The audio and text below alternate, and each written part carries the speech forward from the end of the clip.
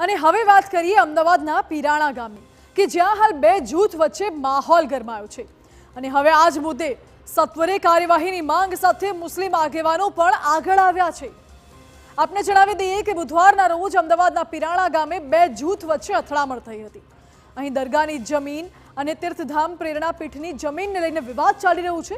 અહીં હિન્દુ અને મુસ્લિમ બંને સમાજના લોકો આસ્થા ધરાવે છે, ત્યારે અહીંના પ્રાંગણના કેટલાક બાંધકામમાં ફેરફાર કરાતા મામલો બીચક્યો હતો। પ્રસિદ્ધ ઇમામ શાહ બાવાની દરગાહમાં કેટલીક કબરોને તોડી પાડવાની ઘટના સામે આવી હતી, જેને પગલે મોટી સંખ્યામાં ગ્રામજનો ભેગા થઈ ગયા હતા। અમદાવાદ જિલ્લા પોલીસ વડા એસઓજી અને એલસીબી સહિતનો પોલીસના કાફલાએ ઘટના સ્થળે પહોંચીને મામલો થાળે પાડ્યો અને એસઆરપી સહિત શસ્ત્ર જવાનોને તૈનાત કરાયા હતા। હાલ તો આ મામલે 2 એફઆઈઆર નોંધાઈ છે અને કુલ 37 લોકોની ધરપકડ કરવામાં આવી છે।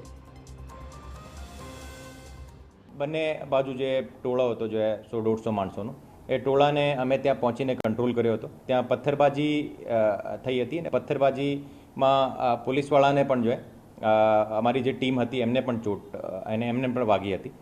ઓર થોડી વખત પછી એ તમામને આ સિચ્યુએશનને કંટ્રોલ કરીને બંને બાજુ જે છે જે ટોળામાં જે માણસો હતા એ માણસોને આઈડેન્ટિફાઈ કરીને ડિટેન કર્યા હતા। એને ડિટેન્શન પછી એને પૂછપરછ કરી હતી ઓર અમે જે સીસીટીવી મળ્યા હતા અને અમારે જે વિડીયોગ્રાફરથી જે વિડીયોગ્રાફીમાં જે માણસો આઈડેન્ટિફાઈ થયા હતા એ તમામ માણસોને વિરુદ્ધ જે અમે કાર્યવાહી કરી હતી। એમાં 2 એફઆઈઆર થયેલી છે અને એ એફઆઈઆરમાં અત્યાર સુધી ટોટલ 37 માણસો જે છે આ આખા પ્રકરણમાં અરેસ્ટ થયેલા છે। બીજા જે પણ માણસો છે એ બીજા જે પણ એક્યુઝ છે એની શોધખોળ અત્યારે ચાલુ છે। તો પોલીસનું કહેવું છે કે ઇમામ શાહ દરગાહમાં તોડફોડ કરવામાં આવી હોવાનો મેસેજ પહેલા વાયરલ થયો અને તેના પગલે જ ટોળું ઉમટ્યું હતું। વાસ્તવિકતા શું હતી તે અંગે હાલ તપાસ ચાલી રહી છે, પણ સવાલ એ પણ ઉઠી રહ્યો છે કે ગુજરાતની શાંતિ દોડવાનો પ્રયાસ આખરે કોણ કરી રહ્યું છે? આ તરફ ઇમામ શાહ બાવાની દરગાહમાં મજારમાં તોડફોડ મુદ્દે મુસ્લિમ નેતાઓએ રાજ્ય પોલીસ વડાને રજૂઆત કરી છે।